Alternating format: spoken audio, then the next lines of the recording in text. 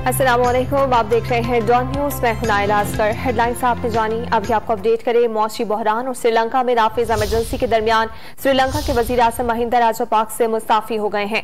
गैर मुल्की मीडिया की रिपोर्ट के मुताबिक श्रीलंकन हुक्काम ने वजीर आजम की जानिब से इस्तीफा पेश करने की तस्दीक कर दी है। हुक्काम का कहना था कि वजीर आजम ने अपना इस्तीफा सदर को भिजवा दिया है। गैर मुल्की मीडिया की रिपोर्ट के मुताबिक श्रीलंकन हुक्काम ने वजीर आजम की जानिब से इस्तीफा पेश करने की तस्दीक कर दी है। हुक्काम का कहना था कि वजीर आजम ने अपना इस्तीफा सदर को भिजवा दिया है। गैर मुल्की मीडिया की रिपोर्ट के मुताबिक श्रीलंकन हुक्काम ने वजीर आजम की जानिब से इस्तीफा पेश करने की तस्दीक कर दी है। हुक्काम का कहना था कि वजीर आजम ने अपना इस्तीफा सदर को भिजवा दिया है। दूसरी तरफ श्रीलंकन सदर गोटाबाया राजापाक्सा के हामियों और मुजाहिरीन के दरमियान झड़पें हुई।